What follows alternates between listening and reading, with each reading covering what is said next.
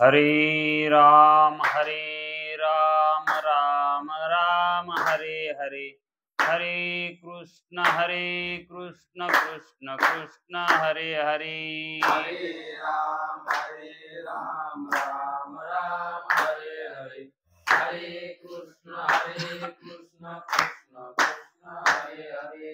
हरे राम राम राम हरे हरे, हरे कृष्ण कृष्ण कृष्ण हरे हरे। हरे राम राम राम हरे हरे, हरे कृष्ण कृष्ण कृष्ण हरे हरे। हरे राम राम राम हरे हरे, हरे कृष्ण कृष्ण कृष्ण हरे हरे। हरे राम राम राम हरे हरे, हरे कृष्ण कृष्ण कृष्ण हरे हरे। पुंडलिक वरदे हरि विठ्ठल, श्री गुरु ज्ञानदेव तुकाराम, पंढरीनाथ भगवान की जय। माऊली ज्ञानेश्वर महाराज की जय। सद्गुरु तुकाराम महाराज की जय। ब्रह्मनिष्ठ गुरुवर्य रंगनाथ महाराज की जय। श्री विनायकं गुरुर्नौमि साखरे नाम विश्रुतम्, येषां चरण सान्निध्यात् जीवा मुक्ता भवन्ति।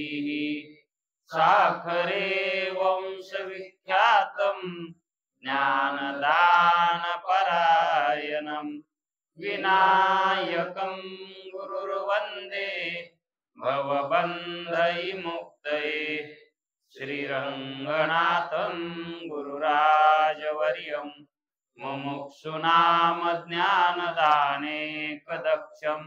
प्रभावती क्षेत्रनिवासिनं नमामि वेदान्तविदां वरिष्ठं। पुण्डलीकवरदे हरिविठ्ठल। भगवान की जय। माऊली ज्ञानेश्वर महाराज की जय। जो आनंद सत्य प्रकाश, जो आनंद सत्य प्रकाश, विभू आणि आधार नाम रूपास, विभू आणि आधार नाम रूपास, बुद्धी न जाणे आणि जाणे ही त्यास, बुद्धी न जाणे आणि जाणे त्यास, तो अपार शुद्ध परमात्मा मीची असे, तो अपार शुद्ध परमात्मा मीची असे। माझे अपार स्वरूप समुद्रावरती, माझे अपार स्वरूप समुद्रावरती, जणू तरंग ब्रह्मा विष्णू महेश गणपती, जणू तरंग ब्रह्मा विष्णू महेश गणपती, सूर्य चंद्र वरुण यम मिरविती, सूर्य चंद्र वरुण यम मिरविती, देवी कुबेर ही तैशीची, देवी कुबेरही तैसेची, जे सर्वज्ञ आणि दयाघन, जे सर्वज्ञ आणि दयाघन, मुनी हृदय ज्याचे करीती ध्यान, मुनी हृदय ज्याचे करीती ध्यान, त्याचे बुद्धी उपाधी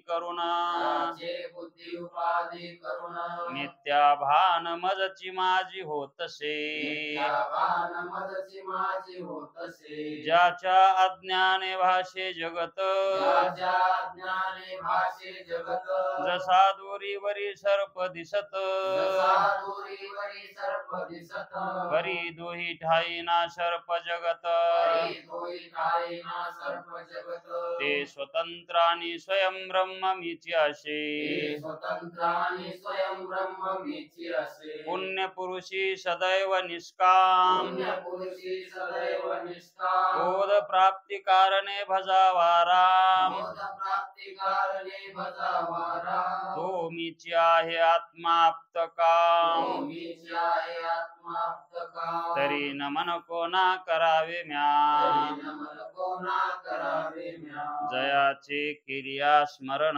जयाचे केल्या स्मरण सकळ विद्येचे होय अधिकरण सकळ विद्येचे होय अधिकरण तेची बंधू श्री चरण श्री गुरूंचे तेची बंधू श्री चरण श्री गुरूंचे ते नमस्कारून आता नमस्कारुणी आता चला विचार सागर तरंग चौथा परिच्छेद 16वा 15व्या परिच्छेदामध्ये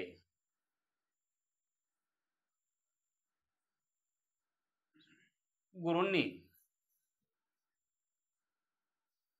अनुभवाला येईल असं स्वप्नाचा दृष्टांत सांगून अनिर्वचनीय पदार्थाची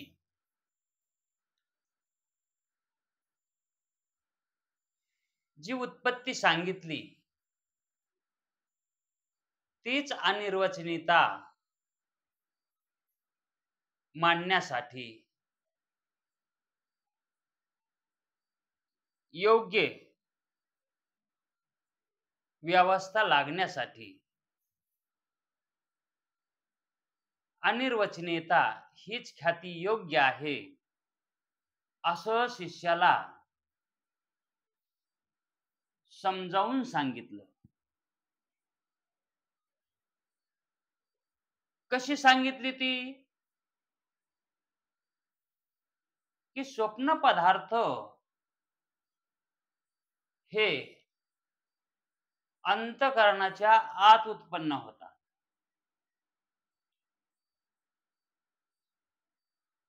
म्हणजेच बाहेर उत्पन्न होत नाही. आणि स्वप्नाचा सर्व जीवांना अनुभव आहे. आणि मग त्याला अनुभवच पाहिजे होता. अनुभवाला ताडण करून बघण्यासाठी अनिर्वचनीय ख्याती कशी सत्य आहे म्हणजे योग्य आहे हेच त्याला सद्गुरूच्या मुखातून ऐकायचं होतं.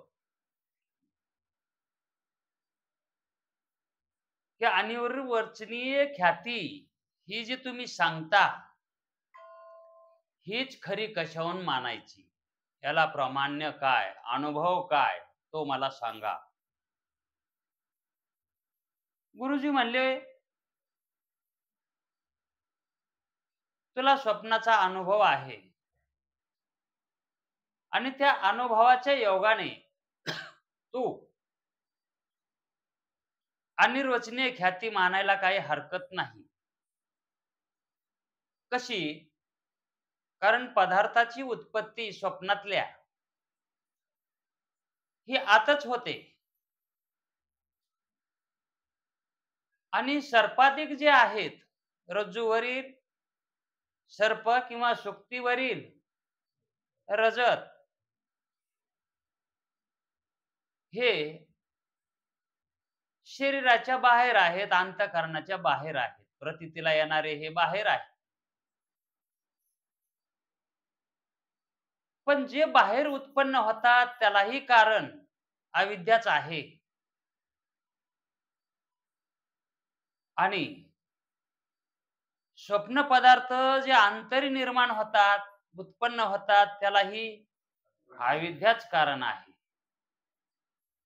मग स्वप्न पदार्थाला उत्पत्तीला कारण म्हणजे उपादान कारण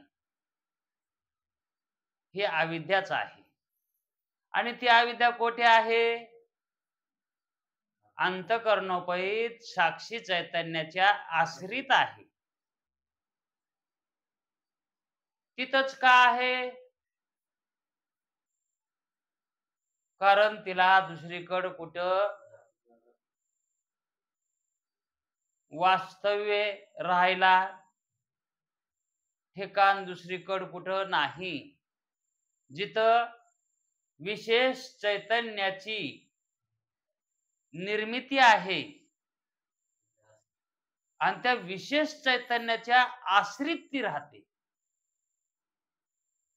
म्हणून अविद्या ही अंतःकरणोपहित साक्षी चैतन्याच्या आश्रित मानलेली आहे. मग ती अविद्या तिन्ही गुणांनी युक्त असल्यामुळं रजोगुण, तमोगुण आणि सत्वगुण या तिन्ही गुणानं ती अविद्या युक्त आहे. आणि ती अविद्या तमोगुणाच्या योगाने पदार्थाची उत्पत्ती करते. म्हणजे पदार्थ उत्पत्तीला कारण अविद्या आणि तिच्यातला तमोगुण हे पदार्थ उत्पत्तीला कारण आहेत. आणि त्या पदार्थाचं ज्ञान त्याच अविद्यामधला सत्वगुण, कारण सत्वगुणाचं कार्य काय आहे? जसं तमोगुणाचं कार्य पदार्थाची उत्पत्ती, रूपाची उत्पत्ती, आणि सत्वगुणाचं कार्य ज्ञान आहे. म्हणून स्वप्नातल्या पदार्थाचं ज्ञान होतं, पण ते कोणाला होतं? अविद्येला होतं का?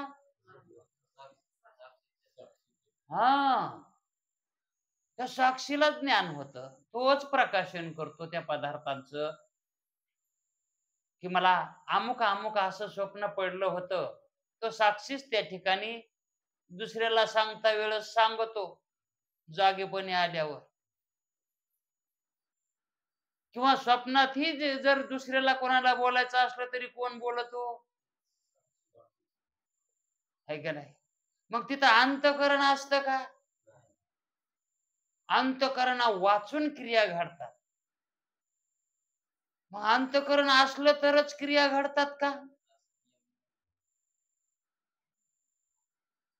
अंतःकरण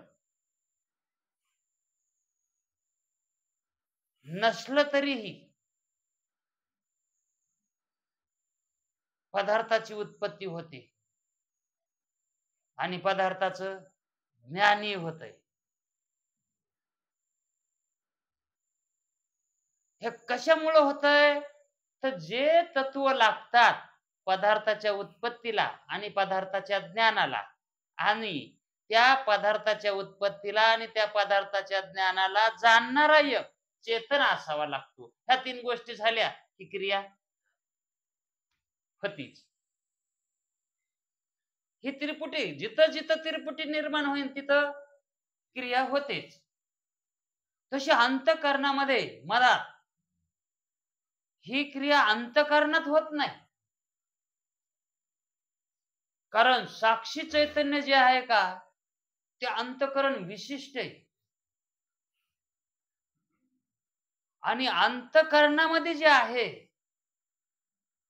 बुद्धीच्या ठिकाणी, तो चिदाचा भास आहे, म्हणजे चैतन्याचं प्रतिबिंब आहे. आणि त्या प्रतिबिंबाकडून होणारा व्यवहार आणि साक्षीकडून होणारा, साक्षी चैतन्याकडून होणारा व्यवहार, हे व्यवहार थोडासा भिन्न वाटतो.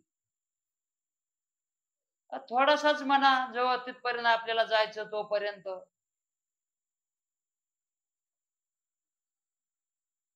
मग साक्षी चैतन्य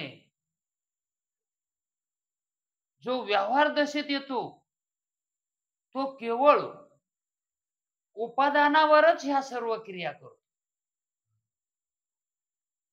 तिथं अंतःकरणाची त्याला आवश्यकता भासत नाही. मग त्या ठिकाणी ती अविद्या त्रिगुणात्मकच मानावी लागेल, कारण कार्याला गुणच लागतात आणि अविद्यामध्ये गुण तर आहेतच, है की नाही? मग स्वप्न अवस्थेमध्ये हा सर्व होणारा प्रपंच, स्वप्नातला प्रपंच, हा प्रपंच काही कारण आहेत का त्याला? दुसरं काय कारण लागलंय का? नाही. तिथं आपल्याला नाना प्रकारचे पदार्थ दिसतात. त्या पदार्थाला उत्पन्न करण्यासाठी काही देश काळ लागला का? जर स्वप्नामध्ये आपणाला समुद्र दिसला किंवा दुष्काळ पडला आणि दुष्काळ पडला, नदीला पूर आला. दुष्काळात दुष्काळ म्हणजे पाऊसच नाही. ओल्या दुष्काळाला दुष्काळ मानू नये बर का. लोक मानतात म्हणून मानू नये, कारण ते परवडत आहे म्हणतात. परवडत आहे वला दुष्काळ, हा परवडत आहे. पण हा मग मला असं वाटतंय, पाण्यात बुडून मेलेलं चांगलं, पण अग्नीत जळून मेलेलं चांगलं नाही. असं म्हणल्यानं जमतंय का? पण म्हणतात वाला दुष्काळ परवडत आहे. कशामुळं? जनावराला चरायला याला होतंय म्हणून. पण स्वप्नामध्ये जर कोरडा दुष्काळ पडला, नदीला पूर आला, तर त्या ठिकाणी तो पूर कशाचा आला? तिथं तो पूर उत्पन्न कसा झाला? आता आपण आपल्या घरी झोपलो होतो आणि आपल्यापासून समुद्र आपल्याला 500 किलोमीटर लांब आहे आणि आपण समुद्राच्या काठाला जाऊन तिथं समुद्रात पोवायलो. आता तितकं 500 किलोमीटर जायला किती वेळ लागल? मग तो समुद्र खरा आहे का? त्याच्या उत्पत्तीला काय जमीन लागली का? आणि तिथं जमीन दिसली नाही का? म्हणजे समुद्र दिसला, समुद्राच्या काठावर झाडं झुडपं दिसली, समुद्रामध्ये बोटी दिसल्या, नाना प्रकारचे देवळं दिसले. हे सर्व काय दिसलं? ते दिसण्याला कारण, जसा आपल्याला या जागृतीमध्ये कार्यकारण भाव दिसतो, तसा स्वप्नामध्ये काही कार्यकारण भाव दिसतो का? वाटतो का? स्वप्नस्थ पदार्थाच्या उत्पत्तीला कार्यकारण भाव लागतच नाही. तिथं दिसत आहे, कार्यकारण भाव दिसत आहे, मग तो कार्यकारण भाव सुद्धा खरा नाही. कसा खरा नाही? अहो, एखादा संन्यासी आणि त्या संन्याशानं एखाद्या हौदाच्या काठी झोप घ्यावी, हौदाच्या काठी झोप घ्यावी आणि मग त्या झोपीत त्याला स्वप्न पडावं. संन्यासी बर का. आणि त्याला त्या काठावर, हौदाच्या काठावर अंग टाकलं की झोप लागावी, त्या झोपीमध्ये त्याला स्वप्न पडावं आणि त्या स्वप्नामध्ये त्यानं नवरदेव व्हावं आणि नवरदेव होऊन त्याला त्याचा मुलगा दिसावा आणि पुन्हा त्यानं त्याच्या मुलाचं लग्न करण्यासाठी मोठं घर बघितलं आणि त्या मोठ्या घरानं मोठा बेंडबाजा लावला आणि मग त्या लग्नामध्ये मोठमोठाले फटाके वाजू लागले आणि असा एक मोठा फटाका वाजला, याला चिव आला. आता हा कोण आहे? संन्यासी म्हणल्यावर त्याचं लग्न होत आहे का? बरोबर झालं लग्न, माना जर सुख, पण आता झोप किती वेळ होती? 5 मिनिटं धरा, 10 मिनिटं धरा, उगा पळडा होता पाणी पिऊन तिथं. पण 5 मिनिटात त्याचं तिथं लग्न बी झालं, त्याला पोरग बी झालं, त्याचं बी पुन्हा लग्न झालं. इतका काळ कस काय गेला बाबा इतका? म्हणजे निर्माण एवढा काळ कसा झाला 5 मिनिटातच? मग तो काळ कसा आहे? तितका काळ घरडा असेल का? मग ह्या काळाची उत्पत्ती, देशाची उत्पत्ती कशी मानायची? हा, हे सर्व कल्पनेचा खेळ आहे. मग कल्पनेत असं होतं का? तुम्ही जशी कल्पना करता तसं होता येत. तुम्हाला जर नरकाला जायचं असेल,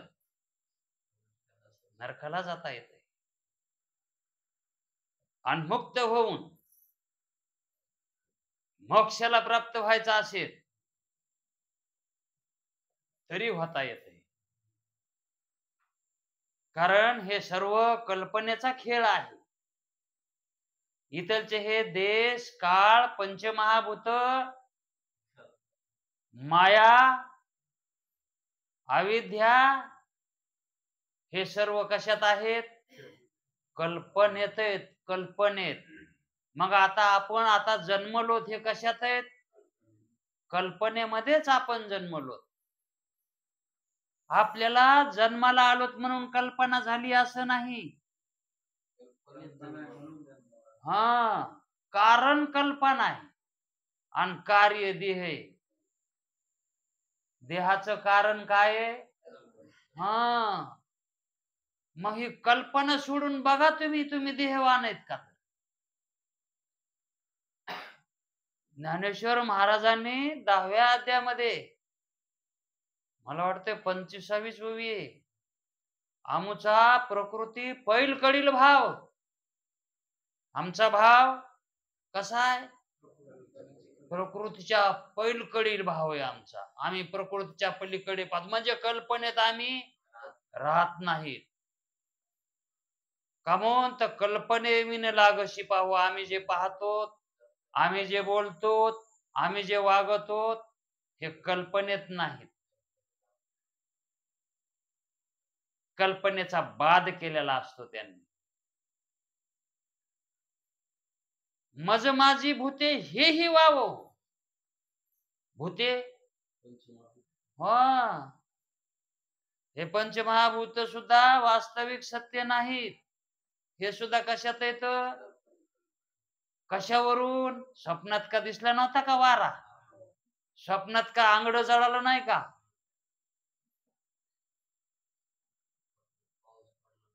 पाऊस बी पडला आहे, आकाश बी आहे, तारे आहेत, सूर्य आहे. हे कल्पनेतच आहे ना.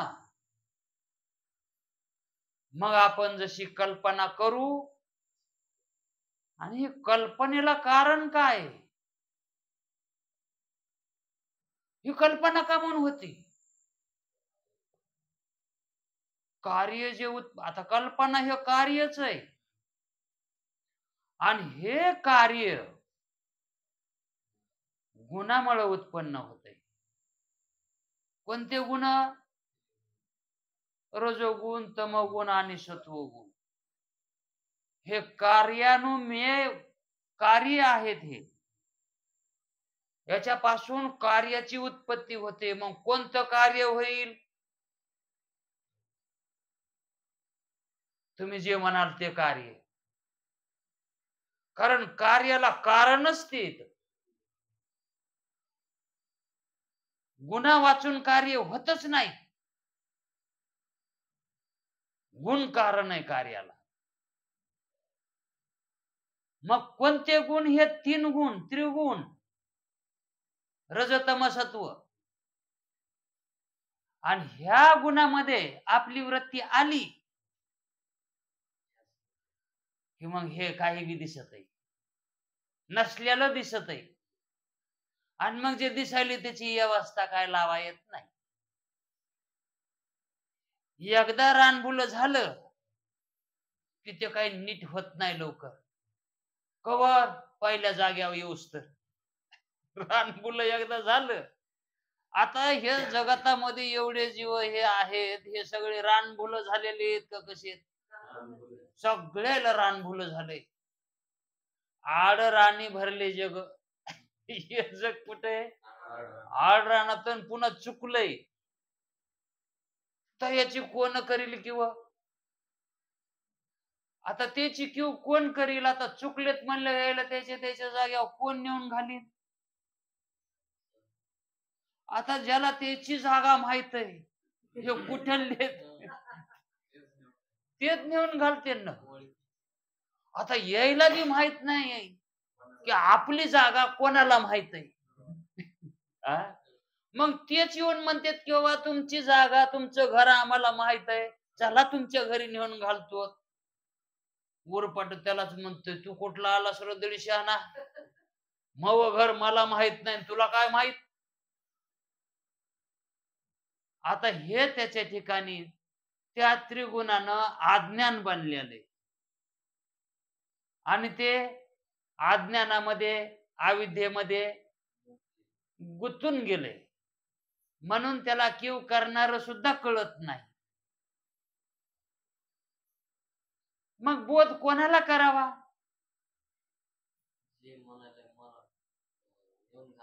हा म्हणून तर तुकाराम महाराज म्हणले तर बाबा कोणाला बी सांगू नका वेदांत कुशीलाले सांगू मनोगत कोणाला बी सांगावं का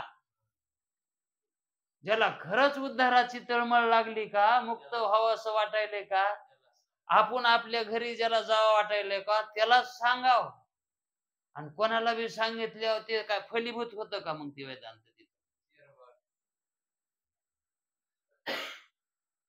असा हा वेदांत मुक्तीला कारण आहे मग अंतःकरणामध्ये उत्पन्न होणारे पदार्थ हे कल्पनेमध्येच उत्पन्न होतात तिथं कार्यकारण भाव नाही मग त्याला कारण काय उत्पन्न होण्याला अविद्या त्रिगुणात्मक अविद्या आणि अंतःकरणोपहित साक्षी चैतन्य त्या चैतन्याचा विवर्त आणि अविद्येचा परिणाम तसाच प्रकार बाहेर जे काय आपल्याला प्रातिभाषिक सत्यातले पदार्थ पाहायला मिळतात तिथं हे असाच प्रकार आहे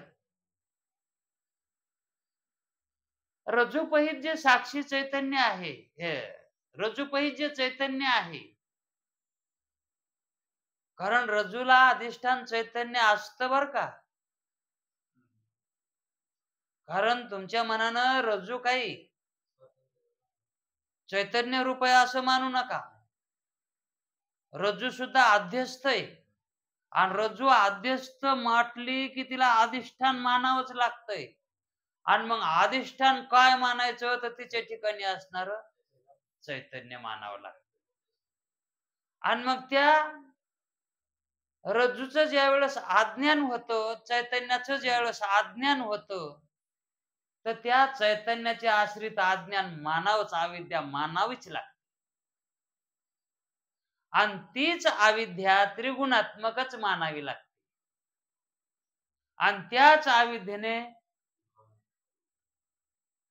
त्या अविद्येमध्ये अज्ञानामध्ये क्षोभ उत्पन्न होतो आणि तेच अज्ञान परिणामाला सर्परूपाच्या होत तिथेही सर्पाची उत्पत्ती तशीच होते हे की नाही मग पदार्थ उत्पत्तीला कारण अविद्याच आहे म्हणजेच अविद्या उपादान कारण आहेत पदार्थ हे आणि त्या पदार्थाला चैतन्याचा विवर्त हे एक अधिष्ठान कारण मानावं लागेल असं हे अनिर्वचनीय ख्याती मानल्याशिवाय या पदार्थांना सत्यता द्यायला जमत नाही अनिर्वचनीयच मानावं लागेल वास्तविक ते सत्य नाही का म्हणून तर जागृतीमध्ये स्वप्न प्रतीतीला येत नाही येत नाहीच पण जे प्रतीतीला आलं होतं ते सत्य समजत नाही जे प्रतीतीला आलं होतं ते सुद्धा खरं नाही वाटतंय मग प्रतीतीला आलं नव्हतं का मग प्रतीतीला येते म्हणून ते खरंच मानायचं का?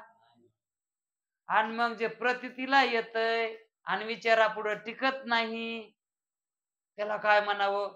असत्य म्हणावं का? सत्य म्हणावं का? मग सत्य म्हणता येत नाही, त्याला असत्य म्हणता येत नाही, मग म्हणाव तरी काय? असं दुसऱ्याला कोणाला सांगा येत नाही याला काय म्हणावं म्हणून. दुसऱ्या ख्यातीवाद्याला लोकायला आता याला काय म्हणावं? खरं म्हणा येत नाही, खोटं म्हणा येत नाही, मग काय म्हणावं?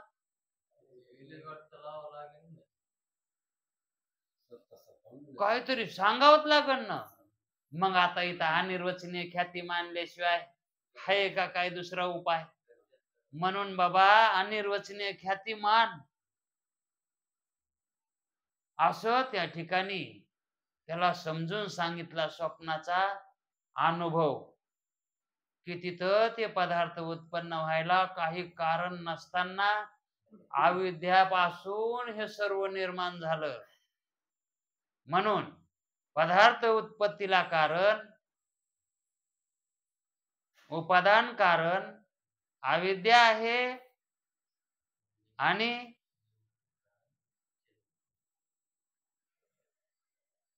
अधिष्ठान कारण चेतन आहे आणि त्या अधिष्ठान कारणाचाच विवर्त मानावा लागतो. विवर्त म्हणजेच काय आणि परिणाम म्हणजे काय? परिणाम कोणाचा होतो आणि विवर्त कोणाचा होतो? मायेचा विवर्त कधीच होत नाही, अविद्येचा विवर्त होत नाही आणि चैतन्यामध्ये परिणाम होत नाही. मग चैतन्यात काय होतंय? विवर्त होतंय आणि मायामध्ये काय होतंय? म्हणून मायाचा परिणाम आहे आणि चैतन्याचा विवर्त मिळून या दोन्ही पासून पदार्थाची उत्पत्ती आणि त्या पदार्थाचं ज्ञान होतंय आणि ते सत्ता असत्ताहून विलक्षण आहे. याला अनिर्वचनीय ख्याती असं म्हणतात. असं सद्गुरूनं काल थोडस त्याच्याबद्दल विवेचन कमी झालं म्हणून तो भाग घेतला. पण शेवटी सद्गुरू म्हणाले की बाबा जो अविद्येचा परिणाम आणि चैतन्याचा विवर्त आहे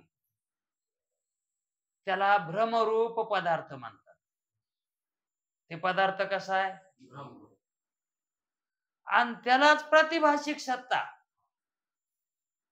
तो कोण्या सत्तेतला आहे? प्रातिभाषिक सत्तेतला आहे. आता ही प्रातिभाषिक सत्ता आपणाला या पदार्थाच्या ठिकाणी वाटावी. प्रातिभाषिक सत्ता वाटावी कशी? जसं स्वप्न हे प्रातिभाषिक सत्तेतले, दोरीवर सर्प प्रातिभाषिक सत्तेतला, शिंपल्यावरची चांदी प्रातिभाषिक सत्तेतली, हे की नाही? मग हे जे प्रातिभाषिक सत्तेतले आहेत हे भ्रमरूप आहे. हे कसे? भ्रमरूप पदार्थ आहेत. मग हे भ्रमरूप पदार्थ प्रातिभाषिक सत्यता असतात, पारमार्थिक सत्यता असतात का? मग पारमार्थिक सत्यत काय आहे? पारमार्थिक सत्यत फक्त ब्रह्म आहे, त्याच्यात दुसरं काहीच नाही. पण आता पारमार्थिक सत्ता ही कोणाची आहे? ब्रह्माची आहे पारमार्थिक सत्ता, है का नाही? आणि प्रातिभाषिक सत्ता कोणाची आहे? अविद्येपासून उत्पन्न झालेल्या पदार्थाची. अविद्येपासून आता स्वप्न कोणापासून उत्पन्न झालंय? है का नाही? मग याला प्रातिभाषिक सत्तेमध्ये घातले आणि ब्रह्माची पारमार्थिक सत्ता आहे. आता प्रातिभाषिक सत्तेमध्ये पदार्थाची उत्पत्ती आहे आणि पारमार्थिक सत्तेमध्ये कशाचीच उत्पत्ती नाही. तिथं उत्पत्ती आहे का काही? तिथं सगळा दुष्काळ आहे. कशाचा? उत्पत्तीचा. काहीच उत्पन्न होत नाही तिथं. मग तिथं काहीच नाही का? हा हा तिथं जे आहे ते आहे. जे सदा आहे ना तेच आहे आणि ते आपलं स्वरूप आहे. म्हणजेच जे ब्रह्म आहे का ते सत स्वरूप आहे. ब्रह्म कसं आहे? सत स्वरूप आहे. आणि त्या सत स्वरूप ब्रह्माची जी सत सत्ता आहे त्याची सत्ता कशी आहे? पारमार्थिक सत्ता आहे. आणि तीच खरी सत्ता आहे का नाही? मग तिला सत्य सत्ता म्हणावी की नाही? आणि मग जगताला, ह्या जगताला, हे जगताची उत्पत्ती कशापासून आहे?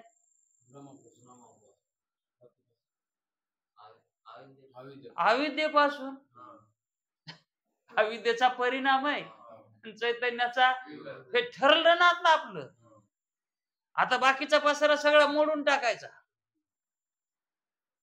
आता परिणाम आणि विवर्त हे दोनच कारण मानायचे.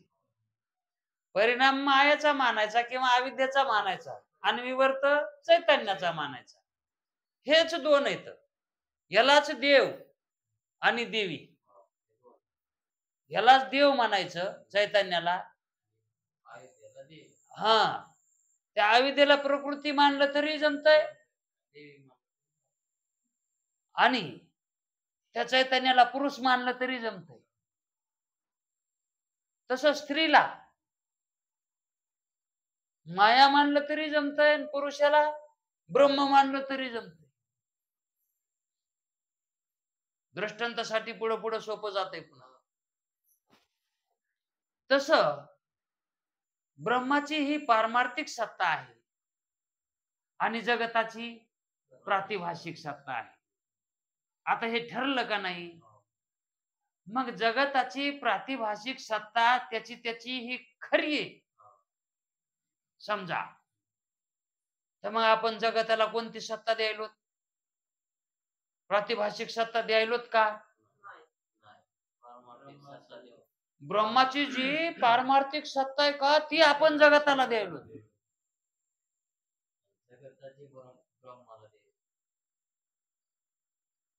ते तर अज्ञातच राहिले ना. त्याचं तर ज्ञानच व्हायना. त्याचं तर ज्ञानच व्हायना. मग प्रातिभाषिक सत्ता जगताला असताना आपण त्याला पारमार्थिक सत्तेमध्ये बसवायलो. मग आपली स्वतःची पारमार्थिक सत्ता असताना आपण मी देह आहे असं मानायलो. मग आपण प्रातिभाषिक सत्तेत चाललोत का पारमार्थिक सत्तेत राहिलोत? मग प्रातिभाषिक सत्ता ही भ्रमरूप आहे आणि मग आपण चुकायलोत का बरोबर राहिलोत? मग आपण आडरानात चुकलोत का कुठे ब्रह्मात चुकलोत? आणि मग आता आपण आपल्या घराला जायचं म्हणल्या, ब्रह्मस्वरूपाला जायचं म्हणल्या, आपल्याला काहीतरी वाट सापडाय पाहिजे ना. आणि मग आता ती सत्ता पारमार्थिक सत्ता जी आहे ज्याला नाही त्याला दिली, ज्याला नाही त्याला दिली. आता हे संसार आहे का? ते नाही आणि त्याला आपण पारमार्थिक सत्ता दिली त्याला आहे म्हणायलो. आणि जे सदाच असतंय त्याला नाही म्हणाल, देवाला नाही म्हणायलो. आता हे किती घोळ झालाय. हे कोणी केलाय घोळ? दुसऱ्यानं कोणी केलाय का? हे आपण आपल्याच्यानंच आपण बिघडलोत का नाही? हे दुसऱ्यानं थोडंच बिघडलंय आपल्याला. दुसऱ्याच्या नावानं खडे फोडायला. आपण आपल्यालाच बिघडत का नाही? मग आता आपल्याला दुसरं कोणी सुधरीन का?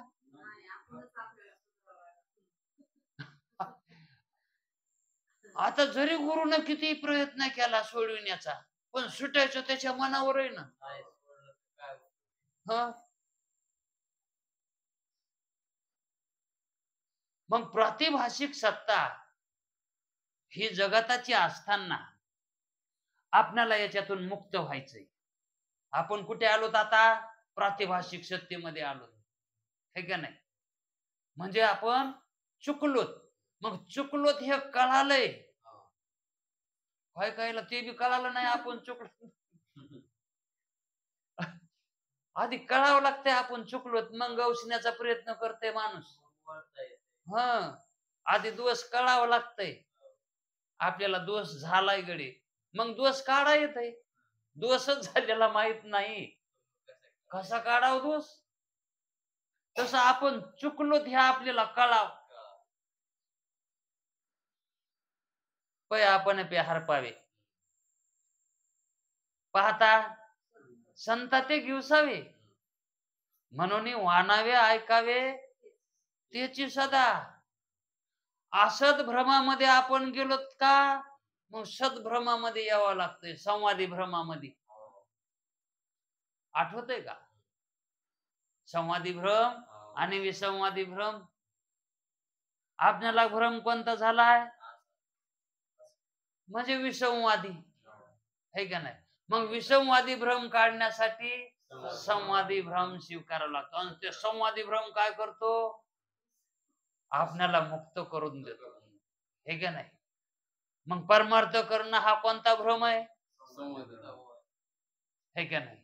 मग या संवादी भ्रमामध्ये यावं ना, हा स्वीकारावा ना. मग हा भ्रम जर स्वीकारला तर हा भ्रम कवर ठेवायचा? संवादी भ्रम.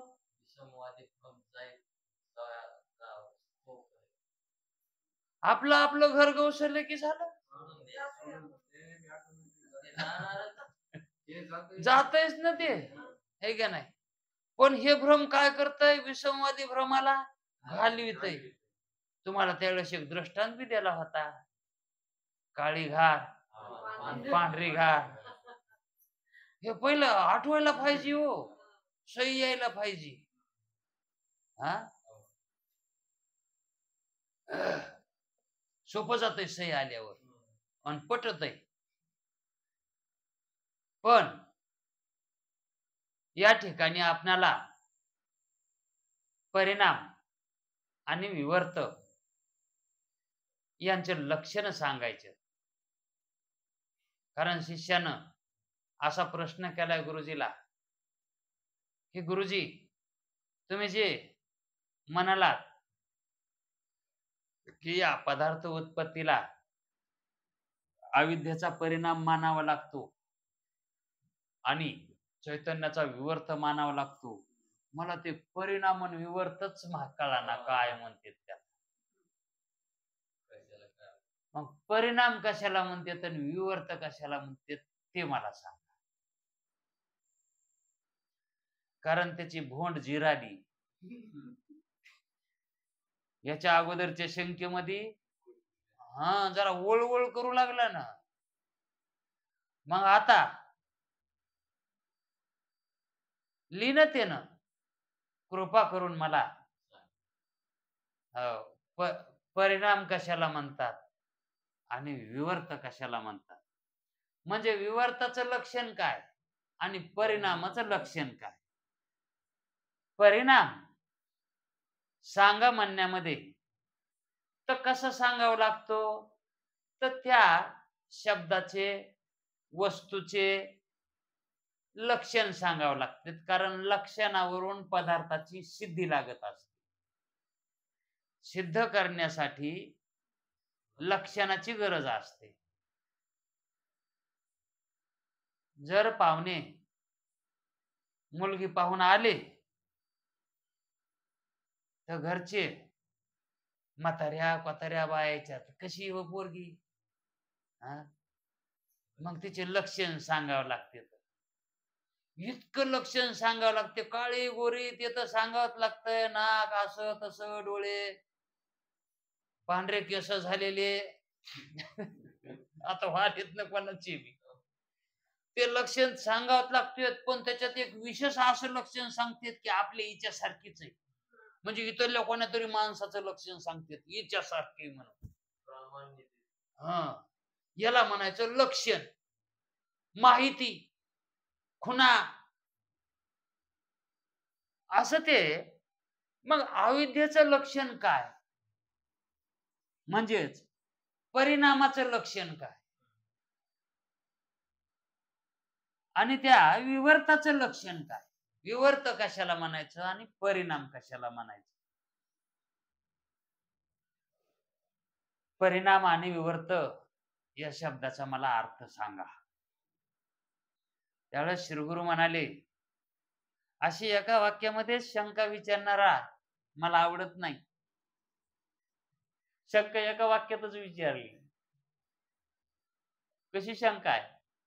परिणाम व विवर्त या शब्दाचा अर्थ कृपा करून सांगा. सद्गुरु म्हणले, प्रथम तुला परिणामाचे लक्षण सांगतो. कारण परिणामाचं लक्षण सांगितल्याशिवाय तुला विवर्ताचं लक्षण कळणार नाही. पण परिणामाचं तुला कळू की ना कळू, मात्र विवर्ताचं लक्षण मात्र चांगलं कळून घे. परिणामाचं कळू की ना कळू, हा, पण परिणामाचं बी कळून घ्यावंच लागतंय. पण तेवढं तितकं त्याला महत्व. विवर्ताचं लक्षण थोडस समजून घे. पण अगोदर तुला काय सांगतो, परिणामाचं लक्षण सांगतो.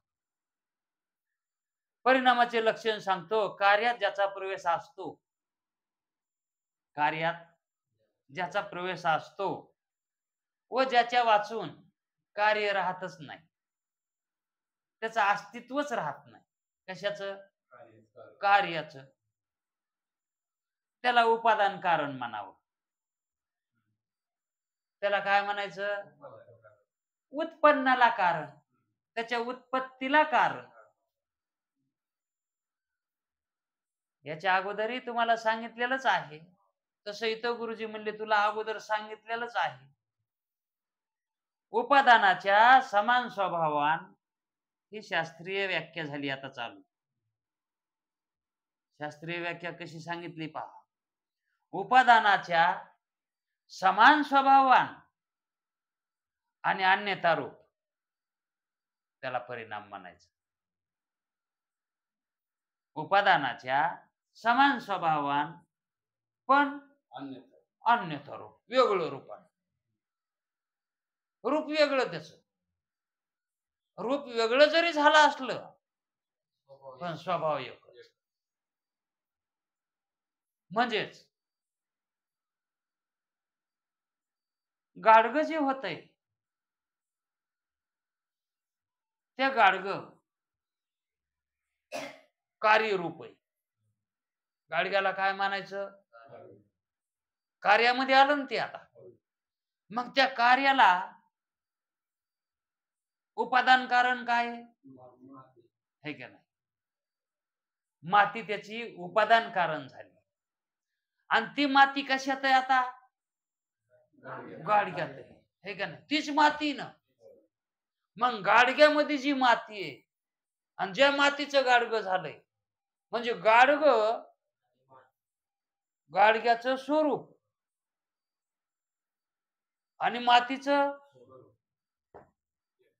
हे सारखंच आहे. पण मातीचं रूप आणि गाडग्याचं रूप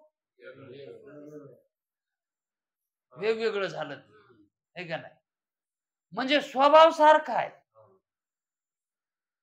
स्वभाव सारखा आहे. माय बी काळी आहे आणि लेक बी काळी आहे. काळेपणा दोघीचा सारखा आहे. पण माय जितकी सात्विक आहे तितकी लेख सात्विक अगोचर निघालेली. स्वभाव रूप. हा, इथं काय व्याख्या करायला तर स्वभाव सारखा आहे आणि रूप वेगळं आहे. मग या ठिकाणी हा दृष्टांत उलट्या करायचा आणि हाच दृष्टांत स्वायचा करायचा म्हणल्यावर माय काळी आणि लेक गोरी.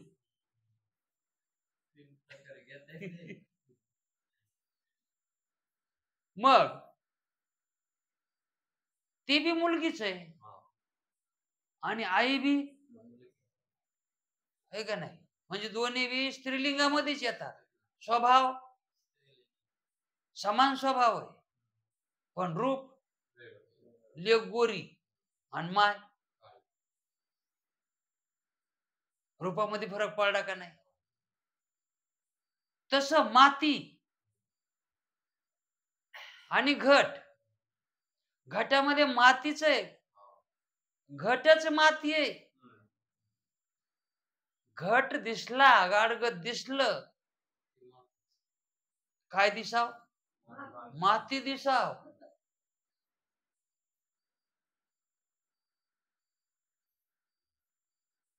मुक्त पुरुष गाडग दिसल्यावर त्याला मातीत दिसती.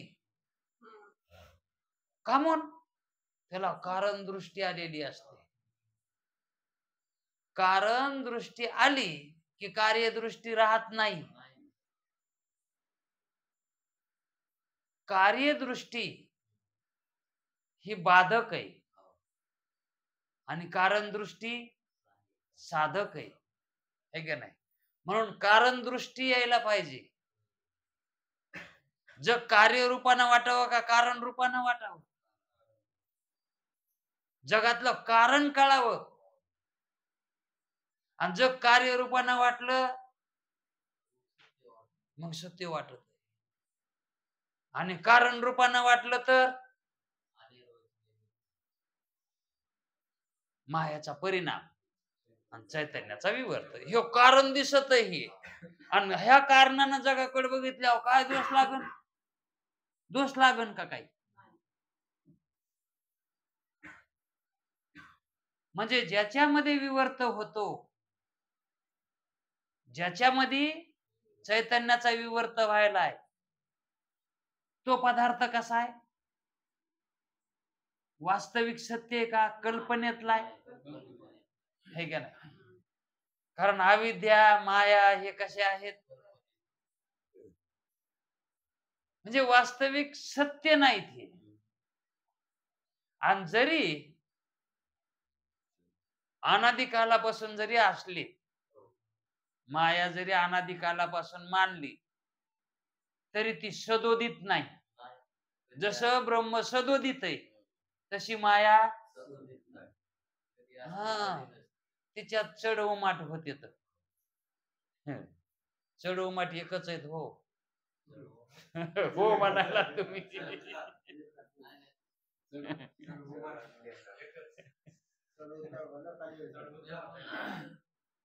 तिच्यात चढ उतार होते. कारण माया ब्रह्मज्ञानापुढे टिकत नाही. आणि मग तुम्ही म्हणता ना मायापुढे ब्रह्म बी टिकत नसेल.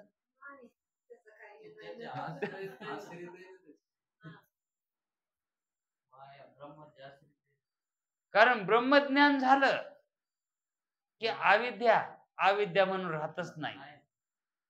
त्याची निमालिनी उठी यथाभोदेशी. तीच माया काय होती, ब्रह्मरूप होती. अशा प्रकारानं चैतन्य आणि अविद्या, चैतन्याचा विवर्त आणि अविद्येचा परिणाम. आता परिणाम कशात व्हायलाय, चैतन्यात व्हायलाय का अविद्येत व्हायलाय, है का नाही. ज्याच्यात परिणाम होतो,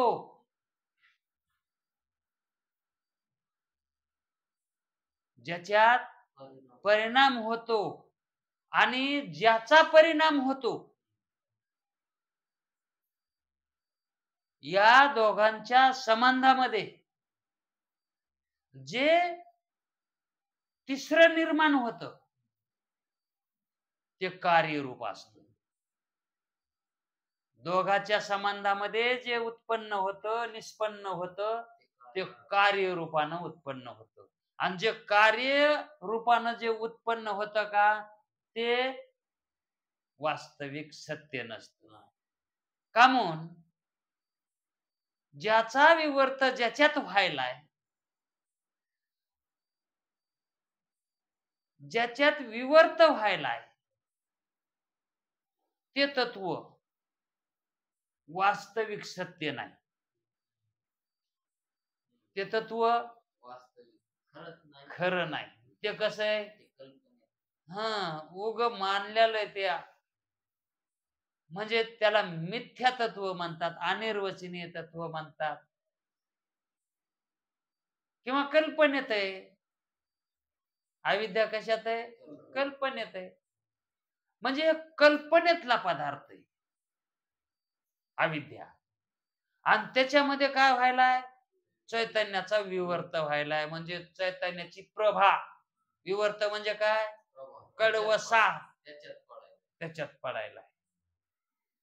कशात? त्याच्यात म्हणजे नाव घ्या की त्याचं, अविद्येमध्ये. मग त्याच्यामध्ये त्याचं प्रतिबिंब पडलंय अविद्येमध्ये, आणि त्या प्रतिबिंबामध्ये आता त्याला कोणतं सामर्थ्य म्हणावं, कसं सामर्थ्य आलंय म्हणावं, आता हे आपलं इतकं जाणण्याचं पाप आहे म्हणावं का पुण्य म्हणावं, तेच कळाना. वेदांत शास्त्र सांगायला लय अवघड आहे हो. आता हे आपल्याला कल्पनेतच दिसायले ना,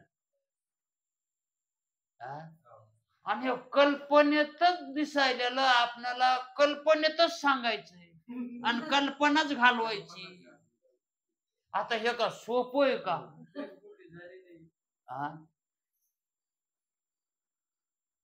हा विवर्त त्या मायेमध्ये किंवा अविद्येमध्ये जो पडला आहे, तिथंच जीवाची उत्पत्ती झाली, अंतःकरणाची उत्पत्ती है का नाही. आणि त्या अंतःकरणामध्ये मग मन, बुद्धी, चित्त, अहंकार, आता हे कशाने उत्पन्न झालेत? हीच कल्पनेची बाध आहे. मुळात हीच कल्पनेची बाधा आहे. आपण वृत्ती रूपाला आलोत. अंतःकरण झालं म्हणून वृत्ती उत्पन्न झाली, त्या वृत्तीमध्ये पडलेलं प्रतिबिंब, बुद्धीमध्ये पडलेलं प्रतिबिंब, चिदाभास, तेच चिदाभास भ्रमरूपाला पावला. आणि जे असत रूप आहे त्याला सत्य समजायला, आणि त्याचं स्वतःच सत्य स्वरूप आहे तो विसरून गेला.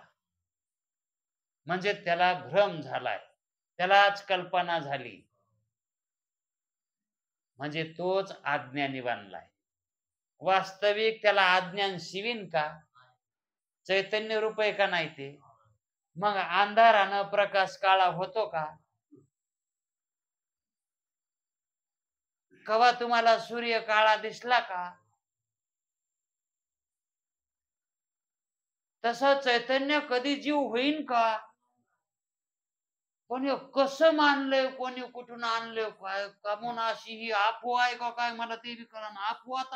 अफवा तर नसेल ही. कल्पना, अविद्या येणे झाला जीव. कशाने झालाय? आता हे खरे आहेत का तत्व? आणि मग एक जीव खरा झालाय का जीव? आणि मग जे आहे ते आता हे काय दिसायला, याची व्यवस्था कशी लावायची? अनिर्वचनीय ख्यातीनं सहज लागतीनं. मग अनिर्वचनीय ख्याती मानावी ना. हा? अनिर्वचनीय ख्याती मानली की सगळे प्रश्न सुटतात. म्हणून प्रातिभाषिक सत्ता ही जगताला जर देता येत नसेल, तितकी हिम्मत होत नसेल, जग हे प्रातिभाषिक सत्तेतलंय. हा देह प्रातिभाषिक सत्तेतला आहे, स्वप्नातल्या देहासारखा हा देह आहे, असं जर मानू वाटत नसल, इतकं जळ काळीज तुमचं धट होत नसल तसं मानायला, तर तुमच्यात तरी देह मानू नका. निदान ब्रह्मात तरी जग मानू नका.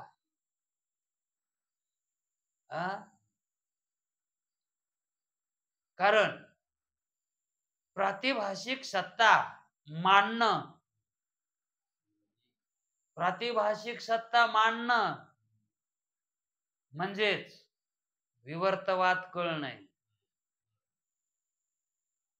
प्रातिभाषिक सत्ता मानणं म्हणजे विवर्तवाद कळणे. आणि विवर्तवाद कळाला म्हणजे आजातवाद कळालाच म्हणून समजा.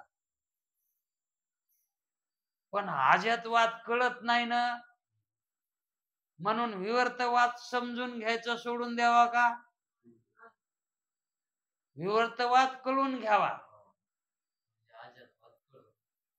आणि परिणामानं या जगाची व्यवस्था लावावी. या जगाची व्यवस्था आता जे आपण आता परिणामवाद काय केला, कसा ऐकिला? याच्यामध्ये उपादान तत्वामध्ये चैतन्याचा विवर्त आहे. म्हणजे जे उपादान कारण आहे त्याच्यात चैतन्याचा विवर्त आहे. आणि याच दोन तत्वापासून तिसरं हे जगत म्हणून कार्य उत्पन्नाला आला आहे. हा झाला परिणामवाद. पण आता विवर्तवाद कळून घ्यायचा म्हणल्यावर जरा नीट बसून ऐकावं लागतं. असा तसा ऐकायला जमत नाही. कारण तो विवर्त आहे. विवर्त या शब्दाचा अर्थ काय? विवर्त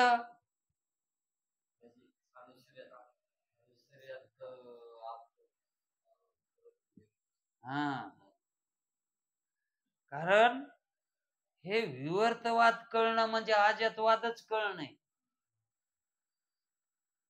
अगोदरच सांगितलं होतं, विवर्त कळण्यासाठी विवर्त कळाला की विवर्त काय करतो?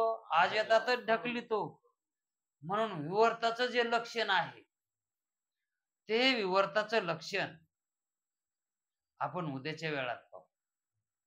कारण आता यालाच इथे आपला वेळ झालाय.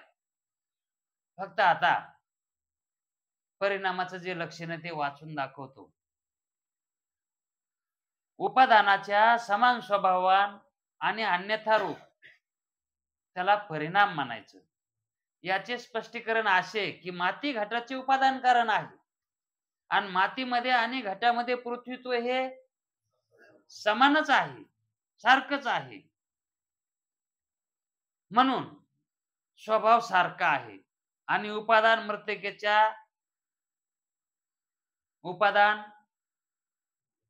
उपादान काय? आता मृत्तिकेच्या रूपाहून उपादान कशाला म्हणतात? उपादान कारण माती आहे. मग